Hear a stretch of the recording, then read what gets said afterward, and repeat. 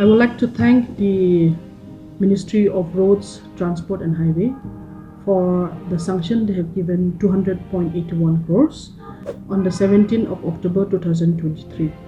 So this sanction was done and work has been allotted also to two contractors. So the stretch which is coming from 69 to 120 kilometers, one contractor, and 120 to 171 kilometers to another contractor.